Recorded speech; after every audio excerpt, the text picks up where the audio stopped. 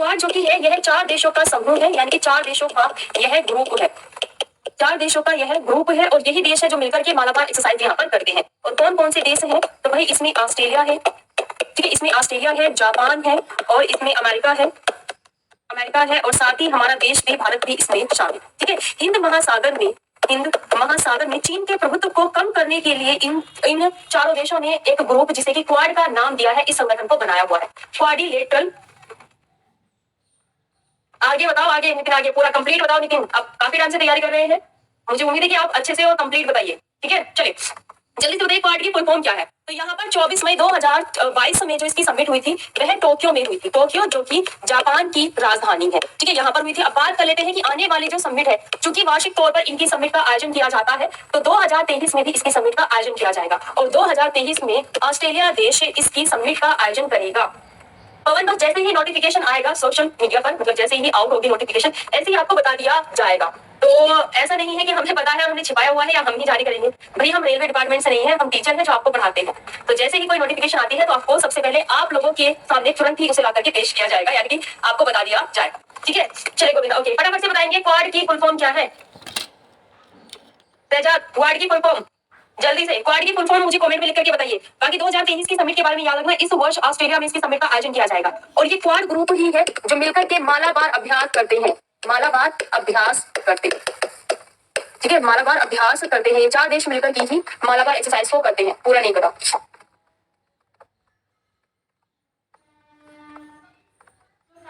चलिए जल्दी से आंसर लेके बताएंगे फटाफट से, क्या भी अपना आंसर लेकर नेक्स्ट अगले क्वेश्चन पर आ जाते हैं। हाँ बिल्कुल सही है। इनकी अगर बात करते हैं तो यह चारों ही देश मिलकर के मालाबार अभ्यास यहाँ पर करते हैं। फटाफट से पहले अगले क्वेश्चन पर आ जाते हैं, आंसर कीजिएगा। मैं आपके लास्ट क्वेश्चन का वेट कर रही हूँ कि क्या आपका आंसर आएगा। स्वीटी बहुत बढ़िया, देखो स्वीटी का आंसर बिल्कुल सही है और नितिन अब आपका आंसर बिल्कुल सही आया। इसकी फुल फॉर्म की बात करें हम लोग क्वाड की, चलिए सॉरी क्वाड की फुल फॉर्म की बात करते हैं तो क्वाड्रिलेटरल सिक्योरिटी डायलॉग इसकी फुल फॉर्म है, ठीक है, याद रखिएगा, यह इसकी फुल फॉर्म है, याद रखिएगा, क्लियर है यहाँ पे। चलिए अगले क्वेश्चन का आंसर करके बताएंगे आप लोग कि क्या हमारा आंसर जो कि है यहाँ पे रहेगा कि किस देश को हराकर भारत ने पुरुष बैडमिंटन टीम ने 15 मई 2022 को थॉमस कप जीता था। आंसर कीजिएगा यहाँ पर क्या हो जाएगा।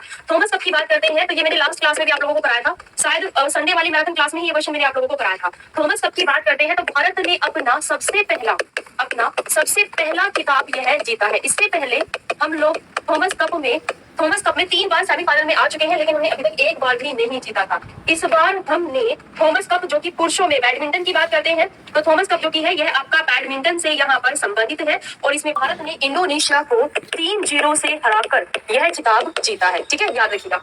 2022 में इसके आयोजन की बात करते हैं कि इसका आयोजन कहाँ पर हुआ था। आयोजन की बात करते हैं तो बैंकॉक में, थाईलैंड की जो राजधानी है ना बैंकॉक, यहाँ पर इसका आयोजन हुआ था। थॉमस कप जिस समय पुरुषों में खेला जाता है उसी समय महिलाओं में ओवर कप खेला जाता है। कौन सा ओवर कप खेला जाता है। और अब आप ये बताइए कि 2022 में ओवर कप किसने जीता था। आंसर कीजिएगा क्या हो जाएगा। चलिए फटाफट से क्लास में आंसर करके बताएंगे भाई क्या क्वेश्चन में क्या अपना आंसर जो है हमारा यहाँ पे रहेगा। चलिए बताएंगे जल्दी से क्या हो जाएगा। इंडोनेशिया, अच्छा चीन ने जीता था, परफेक्ट है। कोरिया 2 है, एक तो नॉर्थ और एक साउथ, किसने जीता था। साउथ अफ्रीका ने नहीं जीता था, ना ही चीन ने जीता था। शिवम बहुत बढ़िया, साउथ कोरिया ने जीता था। ओवर कप की बात करेंगे तो क्या हो जाएगा, साउथ कोरिया ने जीता था, याद रखिएगा, दक्षिण कोरिया, ठीक है। चलिए अगले क्वेश्चन पर आ जाते हैं, फिर हम लोग आंसर करके बताएंगे कि 28 जून 2022 में G7 का अंतर्राष्ट्रीय शिखर सम्मेलन किस देश में प्रस्तावित है, यानी किस देश में यह हुआ था, ये आप लोगों को बताना है। आंसर करेंगे क्या हो जाएगा फटाफट से। इसके साथ ही G7 ग्रुप की बात कर लेते हैं। अक्सर आप लोगों से इस ग्रुप में जो देश इसके सदस्य हैं उनके बारे में पूछ लिया जाता है, तो फटाफट से इसके सदस्य देशों के बारे में देख लेना। इसमें कनाडा है, ठीक है, अमेरिका है, ब्रिटेन है, ठीक है, इसके साथ ही फ्रांस है और इटली है, क्या हो जाएगा, इटली है, ठीक है, जर्मन नहीं हुआ, जर्मन है, ठीक है, क्या हो जाएगा यहाँ पर, जर्मन। कनाडा है, अमेरिका है, ब्रिटेन है, फ्रांस है, इटली है और एक और रह गया यहाँ पर कौन सा, जापान, प्लस यूरोपियन यूनियन, ठीक है, यह एक संघ है। बाकी यह सभी जो कि देश हैं वह G7 ग्रुप के सदस्य हैं। चलिए आंसर करके बताइए क्या हो जाएगा।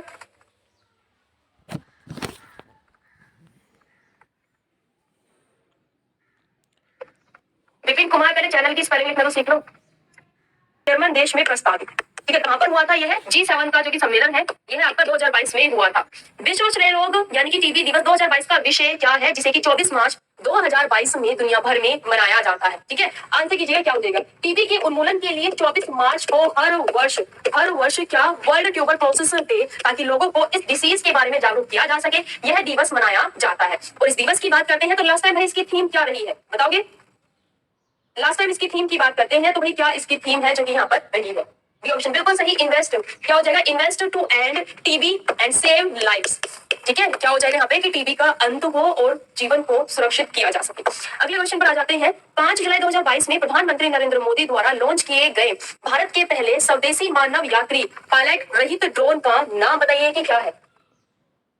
जर्मन की राजधानी बर्लिन है अनिल, बर्लिन। जी बिल्कुल गोविंदा, उस दिन अर्थ डे मनाया जाता है। यूरोपियन यूनियन है। चलिए आंसर करेंगे फटाफट से, क्या हो जाएगा कि भाई क्या इसका नाम है, यह आप लोगों को बताना है। फटाफट से आंसर करेंगे, क्या हो जाएगा भाई? क्या अपना आंसर जो कि है यहाँ पर हमारा रहेगा, तो क्या हो जाएगा? वरुण। इसका नाम क्या है? वरुण है। और साथ ही याद रखिएगा कि वरुण एक अभ्यास का भी नाम है, एक एक्सरसाइज का भी नाम है, जो कि भारत और किस देश के बीच में की जाती है? वरुण अभ्यास। वरुण अभ्यास जो कि है भारत और किस देश के बीच में की जाती है, बताइए। जी शशांक, मैंने देख लिया। और क्लास को लाइक कर दीजिएगा अपने सभी जिन्होंने कि अभी देश के बीच में इसका आयोजन किया। द नेक्स्ट है हमारा कि Netaji Subhash Chandra Bose life politics and struggle पुस्तक किसने लिखी है, बताएंगे। आंसर कीजिएगा क्या हो जाएगा फटाफट से। यह जो कि नेताजी सुभाष चंद्र बोस के ऊपर लिखी गई पुस्तक है, इस पुस्तक के लेखक कौन है, यह आपको बताना है। आंसर करेंगे, क्या होगा? क्या भी अपना आंसर जो कि है यह हमारा रहेगा, फटाफट से चलिए जल्दी से बताएंगे क्या अपना आंसर यहाँ पे हमारा रहेगा। तो कृष्णा बोस के द्वारा यह पुस्तक यहाँ पर लिखी गई है। ठीक है, और बुक की जितनी भी मैं क्लास में आप लोग को बुक करा रही हूँ, इसकी लिस्ट बना लेना, ताकि जो आप लिस्ट बना करके रखोगे, भारतीय राष्ट्रीय भुगतान निगम, भुगतान निगम, इसके आपको बताना है कि वर्तमान समय में इसके सीईओ कौन है। चलिए आंसर कीजिएगा, चलिए जल्दी से बताएंगे क्या आंसर है यहाँ पे हमारा रहेगा, फटाफट से बताना है आपको कि वर्तमान समय में इसके सीईओ में दिलीप अस्पे जो की है वह इसके chief executive officer and managing director है। तो नेक्स्ट है कि आईएमडी 2021 वर्ल्ड टैलेंट रैंकिंग में भारत कौन से स्थान पर रहा, फटाफट से आंसर कीजिएगा क्या हो जाएगा। चलिए क्या भी अपना जो आंसर है यह है हमारा इंस्टीट्यूट ऑफ मैनेजमेंट डेवलपमेंट जो की है इसकी फुल फॉर्म है। और इसकी अगर हम बात करते हैं तो इसमें भारत का जो स्थान रहा है वह 56 रहा है। वहीं अगर हम इस फर्स्ट नंबर की बात करते हैं तो इस रैंकिंग में फर्स्ट नंबर पर स्विट्जरलैंड देश आया है। ठीक है, याद रखिएगा। बाकी आईएमडी की बात करते हैं तो इसका जो हेडक्वार्टर है वह कहाँ पर है? लुसाने में है। लुसाने जो कि स्विट्जरलैंड देश का एक शहर है, और चूंकि यह स्विट्जरलैंड देश की एक एनजीओ है तो ऑफकोर्स फर्स्ट नंबर पर यह अपने देश को ही प्रीफर करेंगे। तो अगले क्वेश्चन पर आ जाते हैं, नेक्स्ट आंसर कीजिएगा। ठीक है, थोड़ा सा जूम कर लेते हैं, ये लीजिए। चलिए बेटी, कौन से संस्करण में भारत की हरना संधू को मिस यूनिवर्स का ताज पहनाया गया था? इसके साथ ही वर्तमान समय में मिस यूनिवर्स कौन बन गई है, बताइए। 2022 की मिस यूनिवर्स 17 नंबर की यह रही है, और अभी हाल ही में 71 नंबर की चुनी गई है। उनका नाम क्या है? धीरेन्द्र, जब आप सो रहे थे उस समय पर बोनी पूर्ण क्या आर बोनी गैब्रियल, इनकी बात करते हैं, यह यूएसए से है। ठीक है, और यह 71 नंबर की यहाँ पर रही है। बाकी हम लोग भारत की बात कर लेते हैं, तो हमारे भारत से सबसे पहले जो मिस यूनिवर्स है वह 1994 में सुष्मिता सेन रही है। सुष्मिता सेन रही है। इसके बाद दूसरी भारतीय महिला जो कि मिस यूनिवर्स बनी है यह 2000 में लारा दत्ता रही। ठीक है, याद रखिएगा। और तीसरी नंबर की भारत से मिस यूनिवर्स रही है हरना संधू। ठीक है, चलिए अगले क्वेश्चन पर आ जाते हैं। द नेक्स्ट आंसर करके बताएंगे कि इज माई ट्रिप ने किसे अपना ब्रांड एम्बेसडर नियुक्त किया है। इज माई ट्रिप बताएंगे इसका ब्रांड एम्बेसडर कौन है जो कि वर्तमान समय में भी बना हुआ है। हाँ देखिए, बिल्कुल सही है। चलिए अभी अगले क्वेश्चन का आंसर क्या बताएंगे, क्या हमारा आंसर यहाँ पे अपना रहेगा। चलिए जल्दी से क्या हो जाएगा, कौन है देखते हैं यहाँ पर क्या हो जाएगा। विजय राज, और इसमें भी इसके नाम में मिस्टेक आ रखी है, यहाँ पे वरुण होगा, वरुण शर्मा। क्या हो जाएगा यहाँ पे? विजय राज और वरुण शर्मा, यानी कि ए ऑप्शन और बी दोनों ही वर्तमान समय में यूरोपियन यूनियन की बात करते हैं, यानी कि यूरोपीय संघ की यूरोपियन यूनियन की बात करते हैं। तो बताना है कि इसमें कितने सदस्य देश हैं। तो वर्तमान समय में 27 कंट्रीज जो की है वह इसकी सदस्य है, जो कि यूरोप के देश हैं। जिस तरह से वर्ल्ड में यूनाइटेड नेशंस ऑर्गेनाइजेशन देशों के विकास के लिए कार्य करता है, उसी तरह से यूरोप के देशों के लिए यूरोपियन यूनियन कार्य करता है। ठीक है, चलिए नेक्स्ट क्वेश्चन पर आ जाते हैं कि इलेक्ट्रॉनिक्स और सूचना प्रौद्योगिकी मंत्री अश्विनी वैष्णव का निर्वाचन क्षेत्र क्या है, बताइए। फटाफट से आंसर करेंगे, क्या हो जाएगा। क्या भी अपना आंसर जो की है यह यहाँ पे हमारा रहेगा। इनकी अगर हम निर्वाचन क्षेत्र की बात करते हैं तो अश्विनी वैष्णव जो की है इनका निर्वाचन क्षेत्र क्या है? उड़ीसा। ठीक है, याद रखिएगा। इनके निर्वाचन क्षेत्र की बात करते हैं तो उड़ीसा इनका निर्वाचन क्षेत्र है, कर्नाटक नहीं, उड़ीसा। ठीक है, बाकी एक बात और याद रखिएगा कि वर्तमान समय में हमारा जो कि रेलवे मंत्रालय है, वह भी यही संभाल रहे हैं। ठीक है, नेक्स्ट अगले क्वेश्चन पर आ जाते हैं, आंसर करके बताएंगे क्या हो जाएगा हमारा आंसर फटाफट से। चलिए भाई जल्दी से क्लास को भी लाइक कर दीजिएगा सभी, कोई बात नहीं, रुचि इनको याद रखना अभी। ओके, नेक्स्ट है कि भाई नूरी रॉकेट किस देश का है, बताएंगे। नूरी रॉकेट जो कि है यह किस देश से संबंधित है, यह आपको बताना है। आंसर करिए फटाफट से, क्या हो जाएगा। नूरी रॉकेट, नूरी रॉकेट की बात करते हैं तो यह किस देश से संबंधित है, आंसर कीजिएगा जल्दी से, क्या हो जाएगा। चलिए, साउथ कोरिया, बिल्कुल सही, क्या हो जाएगा, यह साउथ कोरिया से संबंधित यह रॉकेट है। बाकी साउथ कोरिया की बात करते हैं, ठीक है, इसकी अगर हम बात करते हैं तो वोन यहाँ पर करेंसी चलती है, और साथ ही इसकी कैपिटल के बारे में आप लोग मुझे बताओगे। अच्छा एक चीज और, जो साउथ कोरिया है, ठीक है, चलिए क्वेश्चन पर आ जाते हैं नेक्स्ट, कि निम्नलिखित में से कौन सा सुमेलित नहीं है, ये आपको बताना। कौन सा इनमें से मिलान जो कि है वह सही नहीं है। यार अब मुझे दिख गया आपने कमेंट रिप्लाई किया है, कान्हा बोलेगा रिजर्व के नाम दिए गए हैं और फिर राज्यों के नाम दिए गए हैं कि कहां पर है। इसके साथ ही आप लोग भारत में टोटल टाइगर रिजर्व के बारे में मुझे बताओगे कि कितने हैं, और सबसे नया टाइगर रिजर्व कौन सा है, सबसे नया टाइगर रिजर्व कौन सा है, ये आपको बताना है। साथ ही टाइगर्स के संरक्षण के लिए जो दिवस मनाया जाता है वह 29 जुलाई को मनाया जाता है। वर्तमान समय की अगर हम बात करते हैं तो ग्लोबल लेवल पर यानी कि विश्व स्तर पर सबसे ज्यादा टाइगर की जो संख्या है, बाघ की संख्या, वह 80% जो आबादी है यह भारत में है। और भारत की भी बात करते हैं तो मध्य प्रदेश में सबसे ज्यादा है, मध्य प्रदेश में सबसे ज्यादा। सबसे पहला जो भारत में टाइगर रिजर्व बना था यह कौन सा बना था, यह बना था जिम कॉर्बेट, जिम कॉर्बेट, जिसे कि रामगंगा इसका नाम चेंज कर दिया गया है, और कहां पर है, यह है उत्तराखंड राज्य में। ठीक है, याद रखना। साथ ही इनके संरक्षण के लिए जो अधिनियम लाया गया था वह 1973 में बाघों के संरक्षण के लिए अधिनियम लाया गया था। चलिए क्वेश्चन का आंसर बताइए फटाफट से मुझे, क्या आंसर रहेगा यहाँ पे। सबसे नया कौन सा है, हेमंत बहुत सही, रानीपुर है सबसे नया। कौन सा है, रानीपुर है, जो कि कहां पर है, उत्तर प्रदेश में है। और टोटल टाइगर रिजर्व की बात करें तो भारत में कितने टोटल टाइगर रिजर्व हो गए हैं, 53 नंबर का है कौन सा, ये वाला। चलिए, सह्याद्री की बात करते हैं, महाराष्ट्र में है। अन्नामलाई की बात करते हैं, तमिलनाडु में है। मुकुंदरा हिल्स की बात करते हैं, राजस्थान में है। और अगर हम अमराबाद की बात करें तो कहां पर है, यह है तेलंगाना में, ना कि यह आंध्र प्रदेश में। ठीक है, तो क्या हो जाएगा कि भाई इन्होंने हमें डी वाला जो ऑप्शन दिया हुआ है यह गलत दिया हुआ है, यह सही नहीं है। क्लियर, चलो अगले क्वेश्चन पर आ जाते हैं, भाई आंसर कीजिएगा यहाँ पे आप लोग, कि फलों की डालियां उपनाम किस राज्य का है, बताओ। फलों की डालियां जो कि उपनाम है यह किस राज्य का उपनाम है, बताएंगे। क्या हुआ, परफेक्ट। हाँ चलिए क्वेश्चन का आंसर करके बताएंगे भाई फटाफट से, क्या अपना आंसर है। फलों की डालियां जो कि उपनाम है यह किस राज्य का उपनाम है, बताएंगे फटाफट से, क्या हो जाएगा। देखो, मेघालय की बात करते हैं तो इसे बादलों का घर कहा जाता है। ठीक है, पंजाब की बात करते हैं तो इसे 5 नदियों की भूमि के नाम से जाना जाता है। ठीक है, और हिमाचल प्रदेश को फलों की डालियों के उपनाम से जाना जाता है। ठीक है, और उत्तराखंड की बात करें तो कोई बताएगा मुझे उत्तराखंड का कोई एक उपनाम। आप में से कुछ स्टूडेंट्स उत्तराखंड से होंगे, उत्तराखंड का उपनाम बताइए कि उत्तराखंड। हाँ, वैली ऑफ फ्लावर जो है स्वीटी, बिल्कुल वह आपका उत्तराखंड में ही है। और उत्तराखंड में जो कि ऋषिकेश है, इसे ऋषियों का शहर कहा जाता है, स्कूलों का शहर कहा जाता है देहरादून को। और उपनाम बताओ, इसका उपनाम क्या है, देवभूमि, बिल्कुल सही, परफेक्ट, बहुत सही, देवभूमि के नाम से जाना जाता है। ठीक है, उत्तराखंड राज्य का। क्वेश्चन है कि अफगानिस्तान का राष्ट्रीय खेल क्या है, बताइए। अफगानिस्तान का राष्ट्रीय खेल क्या है, ये आपको बताना है। क्लास को सभी बच्चे लाइक कर दीजिएगा एक बार। और आज कैसे इतने सभी स्टूडेंट्स क्लास में छुट्टी मार करके बैठे हुए हैं, इसे जाना जाता है। भारत के पड़ोसी देश अफगानिस्तान का जो कि राष्ट्रीय खेल है वह बुझखासी है। और कबड्डी की बात करते हैं, कबड्डी किसका है, बांग्लादेश का है। और तीरंदाजी की बात करें तो भारत के किस पड़ोसी देश का जो कि राष्ट्रीय खेल है वह तीरंदाजी है, बताओ जरा फटाफट से आंसर करके बताओ। तीरंदाजी की बात करते हैं तो यह किस देश का यह खेल है, बताएंगे फटाफट से।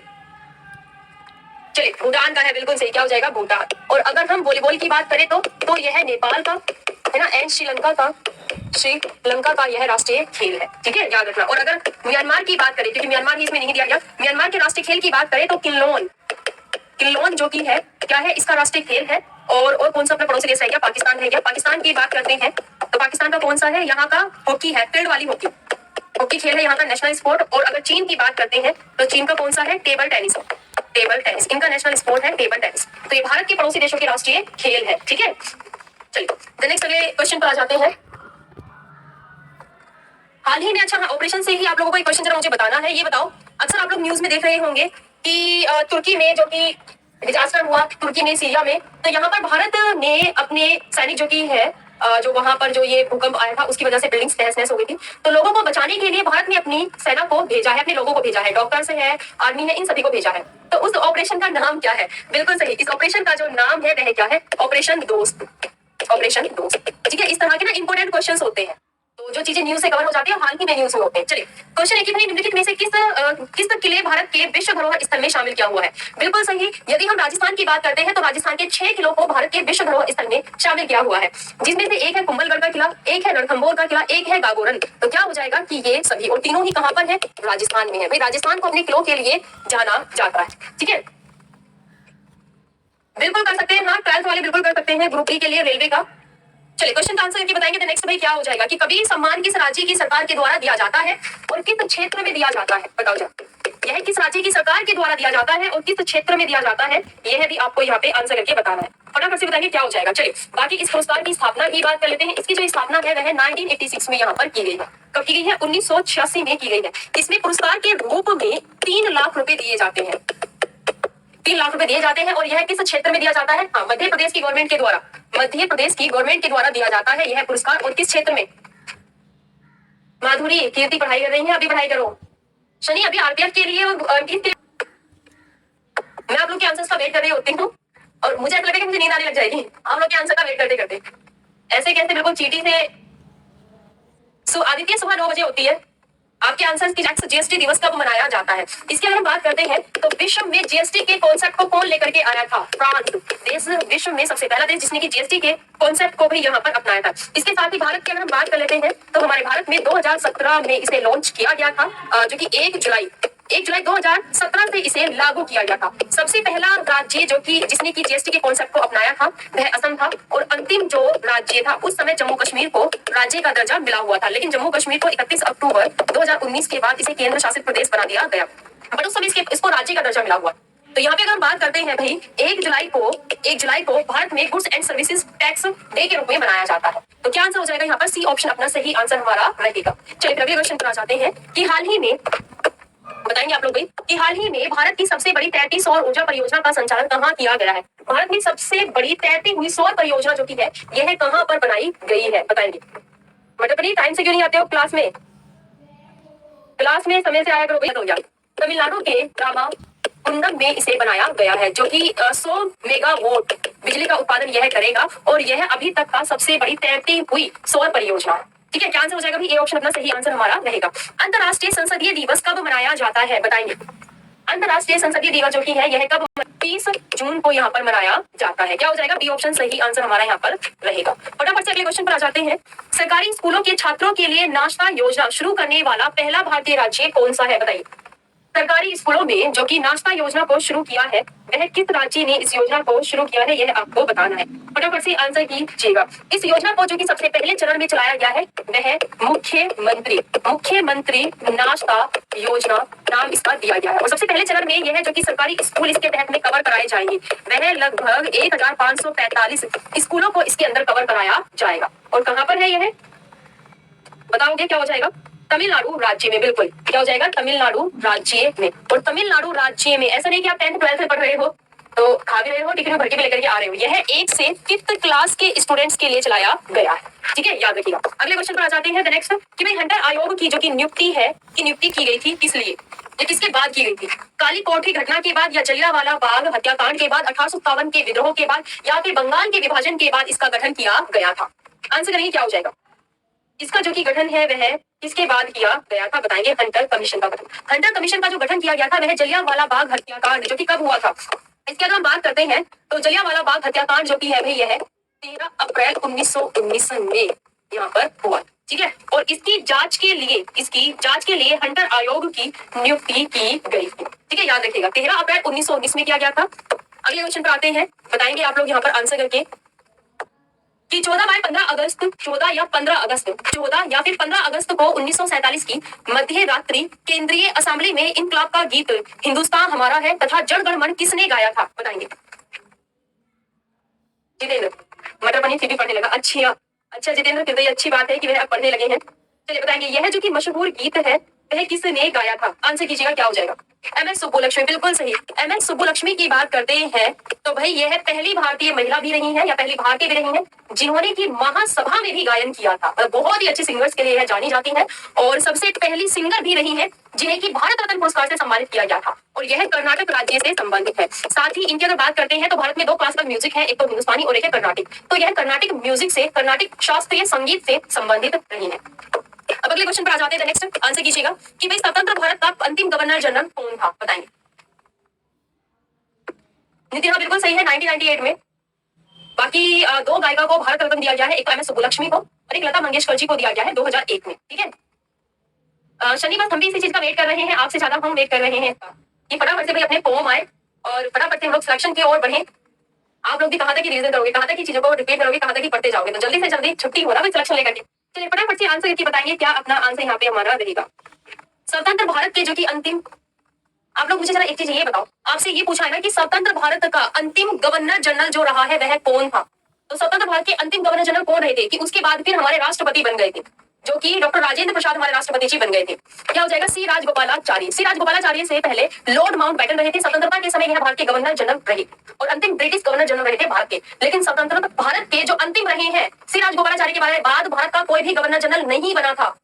अब याद करो थोड़ा इतिहास, सी राजगोपालाचारी के बाद में कोई भी भारत का गवर्नर जनरल नहीं बना था, बल्कि यह पद खत्म कर दिया गया था और फिर बने थे भारत के राष्ट्रपति। इनकी अगर हम बात करते हैं तो यह 1948 से 1950 के दौरान तक, जब तक कि हमारा संविधान लागू नहीं हुआ और एक संवैधानिक पद नहीं दे दिया गया भारत में राष्ट्रपति जी को, तब तक यह भारत के गवर्नर जनरल यहाँ पर रहे हैं। उसके बाद तो आप सभी जानते हैं जैसे ही हमारा संविधान लागू हुआ तो हमारे जो कि राष्ट्रपति घोषित किए गए वह डॉक्टर राजेंद्र प्रसाद घोषित किए गए थे और प्रधानमंत्री जवाहरलाल नेहरू जी। चलिए अगले क्वेश्चन पर आ जाते हैं। आंसर करें क्या हो जाएगा? भारतीय होनी चाहिए। हाँ बिल्कुल, वो आपको फंसाने का क्वेश्चन होता है जितेंद्र। हर बार क्वेश्चन हमारे अकॉर्डिंग नहीं आता है, कभी कभी क्वेश्चन हमें फंसाने के लिए ही आते हैं उस समय, और ज्यादातर क्वेश्चन आपको फंसाने के लिए आते हैं। बस आपकी सूझबूझ ही आपको उस क्वेश्चन का आंसर दे सकती है। दक्षिण विजय करने का जो मिशन अलाउद्दीन खिलजी ने किसे सौंपा था कि भाई तुम जाओ और दक्षिण भारत पर विजय हासिल करो, उन्हें हमारे अधीन करो, तो किसे सौंपा था इसने, ये आपको बताना है। आंसर करेंगे क्या हो जाएगा फटाफट से। क्या भाई अपना आंसर जो की है यह हमारा यहाँ पर रहेगा, क्या हो जाएगा? मलिक काफूर, जिसे कि इसके दरबार में एक सर्वश्रेष्ठ पद दिया हुआ था और अलाउद्दीन खिलजी पहला मुस्लिम शासक था जिसने कि दक्षिण भारत पर आक्रमण किया। ठीक है, क्या आंसर हो जाएगा? ए ऑप्शन अपना सही आंसर यहाँ पे हमारा जाएगा। मौर्य काल में शिक्षा का सर्वाधिक प्रसिद्ध केंद्र था कौन सा? बताइए। मौर्य काल में, मौर्य काल यानी कि मौर्य काल की बात करते हैं तो भाई चंद्रगुप्त मौर्य ने मौर्य वंश की स्थापना की। इसके बाद इसका बेटा बिंदुसार और बिंदुसार के बाद फिर इसका बेटा कौन? अशोक शासक रहा। ठीक है, और अशोक के बाद की बात करते हैं तो बृहदत्त यहाँ पर शासक रहा और फिर बृहदत्त की हत्या कर दी थी पुष्यभूति शुंग ने। ठीक है, चलिए आंसर करके बताएंगे भाई क्या अपना आंसर जो की है यह हमारा यहाँ पर रहेगा। कौन सा रहा है? बिल्कुल सही, क्या हो जाएगा? तक्षशिला। और तक्षशिला में ही रहते थे कौन? यहाँ पर चाणक्य। ठीक है, याद रखिएगा। और वर्तमान समय अगर हम तक्षशिला की लोकेशन की बात करते हैं तो यह पाकिस्तान के क्षेत्र में आती है तक्षशिला। अगले क्वेश्चन पर आ जाते हैं। आंसर करेंगे भाई यहाँ पे आप लोग बताओगे कि निम्न में से अशोक के किस अभिलेख में पारंपरिक अवसरों पर पशु बलि पर रोक लगाई गई? ऐसा लगता है कि यह पाबंदी पशुओं के वध पर थी कि पशुओं की कोई भी बलि नहीं देगा, यानी कि कोई भी पशु की हत्या नहीं करेगा। और ऐसा इसने अपने किस शिलालेख में लिखवाया था, ये आपको बताना है। बताएंगे आंसर करके क्या हो जाएगा? बताएंगे क्या भाई अपना जो आंसर है यह अपना रहेगा। चलिए बिल्कुल सही, क्या हो जाएगा? शिलालेख फर्स्ट जो रहा है वह रहा है इसका पशुओं की बलि पर, यहाँ पर पशुओं की जो की बलि दी जाती है उस पर रोक लगाने के लिए। और जो इसके 5th नंबर का शिलालेख था वह इसके राजगद्दी पर बैठने से संबंधित था। साथ ही इसके 13th नंबर के शिलालेख के बारे में भी याद रखिएगा इसका। और जो कलिंग का युद्ध हुआ था ना अशोक का, इसके बारे में लिखा हुआ है शिलालेख 13 में 13 में। ठीक है, अगले क्वेश्चन पर आ जाते हैं। भाई आंसर करेंगे यहाँ पे आप लोग कि चेतवन विहार कहाँ स्थित है? बताएंगे। चेतवन विहार जो की है यह कहाँ स्थित है? आंसर करेंगे क्या हो जाएगा? चेतवन विहार की बात करते हैं तो भाई यह आपका बौद्ध धर्म से संबंधित है, जहाँ पर की जो बौद्ध भिक्षुक है वह रहा करते थे। बताना है आप लोगों को क्या आंसर हो जाएगा यहाँ पर। आंसर करेंगे क्या हो जाएगा? कहाँ पर स्थित है? श्रावस्ती में स्थित है। और श्रावस्ती में ही गौतम बुद्ध ने सबसे ज्यादा उपदेश दिए हैं। बुद्ध ने सबसे ज्यादा उपदेश दिए हैं। बाकी सबसे पहले उपदेश इन्होंने सारनाथ में दिए। ठीक है, सारनाथ में सबसे पहले उपदेश दिए थे ज्ञान मिलने के उपरांत। सबसे पहले उपदेश दिए थे इन्होंने कहाँ पर? सारनाथ में। और सबसे ज्यादा दिए थे इन्होंने श्रावस्ती में। चलिए अगले क्वेश्चन पर आ जाते हैं कि भाई अमीर खुसरो प्रसिद्ध शिष्य थे किसके? बताइए। अमीर खुसरो की अगर हम बात करते हैं तो अमीर खुसरो जो की है भाई इन्हें सितार के जनक के रूप में जाना जाता है, सितार के जनक, और इन्हें कव्वाली के जनक के रूप में भी जाना जाता है। कव्वाली के जनक के रूप में भी जाना जाता है और साथ ही इन्हें भारत का तोता ए हिंद भी कहा जाता है। तोता ए हिंद भी कहा जाता है। आपको बताना है कि यह किसके सबसे प्रिय शिष्य थे। बताइए बताएंगे क्या हो जाएगा।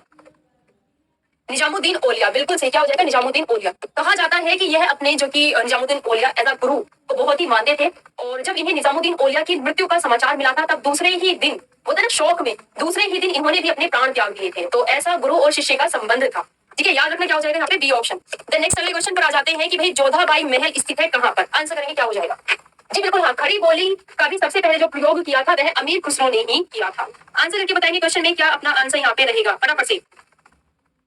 चलिए क्या हो जाएगा। यदि हम जोधाबाई महल की बात करते हैं तो फतेहपुर सीकरी जिसकी स्थापना या बसाया जो है वह किसने बसाया है? अकबर ने बसाया है। और अकबर ने यहाँ पर काफी सारे स्मारकों महल का निर्माण भी किया है जिसमें कि जो जोधाबाई महल है यह सबसे बड़ा महल था, बल्कि अभी भी है स्मारक, यह सबसे बड़ा महल है फतेहपुर सीकरी के स्मारकों में। अगले क्वेश्चन पर आ जाते हैं, कैबिनेट मिशन की अध्यक्षता किसके द्वारा की गई? बताइए कैबिनेट मिशन की जो कि भाई अध्यक्षता थी वह किसके द्वारा की गई। क्लास को सभी बच्चे एक बार लाइक कर दीजिएगा। जी बिल्कुल सुधीर, जो क्लास में हम करते हैं ना, हम क्लास में करंट वाले क्वेश्चन भी करते हैं और हम क्लास थे 3 सदस्य थे। सबसे पहला लिखना यहाँ पर लॉर्ड पैट्रिक, लॉर्ड पैट्रिक जिसकी अध्यक्षता में यह मिशन जो है वह भारत में आया था। दूसरे थे यहाँ पर स्टेफोर्ड क्रिप्स, ठीक है। तीसरे थे यहाँ पर A B Alexander, A B Alexander, A B Alexander, Alexander थे। और इसकी अगर हम बात करते हैं तो यह किसकी अध्यक्षता में आया था? यह सर पी यानी कि सर पैट्रिक लॉरेंस की अध्यक्षता में यह भारत में आया था, जो कि यह 24 मार्च 1946 में, 24 मार्च 1946 में यह 1946 में यह दिल्ली में आया था। ठीक है, याद रखिएगा। क्या आंसर हो जाएगा यहाँ पे आपका डी ऑप्शन जो कि है यह हमारा सही आंसर अपना जाएगा। नेक्स्ट में अगले क्वेश्चन पर आ जाते हैं और आप सभी डेली अपनी क्लास का जो समय है वह डेली 10 बजे अपनी क्लास शुरू हो जाती है। तो भाई यहाँ पे क्या हो जाएगा? प्रक्रिया के लिए किस तरह की बहुमत चाहिए होती है? साधारण बहुमत चाहिए होती है। ठीक है, क्या हो जाएगा यहाँ पर? साधारण बहुमत जो कि है यह आपका चाहिए होती है। ठीक है, संसद साधारण बहुमत, और साधारण बहुमत में कितना आता है आपका? 1/3 बहुमत के साथ में, बहुमत के साथ में जो कि नए राज्य हैं उनका निर्माण कर सकते हैं। अगले क्वेश्चन का आंसर करके बताएंगे भाई क्या हो जाएगा यहाँ पे हमारा कि भारत के सर्वोच्च न्यायालय ने संविधान के आधारभूत ढांचे के सिद्धांत को स्पष्ट किया था किस विवाद के साथ? बताइए गोलकनाथ वाद 1967 में, या सज्जन सिंह वाद 1965 में, या शंकरी प्रसाद वाद 1951 में, या फिर केशवानंद भारती 1973 में। आंसर करेंगे क्या हो जाएगा, बताएंगे फटाफट से आंसर कीजिएगा जल्दी से। क्या हो जाएगा अपना क्वेश्चन में? क्या हो जाएगा यहाँ पर? केशवानंद भारती वाद जो कि 1973 में हुआ था। इसमें जजेस की बात करते हैं तो 13 जजेस की बैच जो है इसमें यहाँ पर बैठी थी और इसमें 7/6 के बहुमत के साथ में, बहुमत के साथ में इसमें संविधान के आधारभूत ढांचे के सिद्धांत को स्पष्ट किया गया था। ठीक है, याद रखिएगा। इसमें तो आपको अभी तक इस क्वेश्चन का आंसर ही नहीं मिला है होमवर्क में। ठीक है, क्योंकि आप सभी क्लास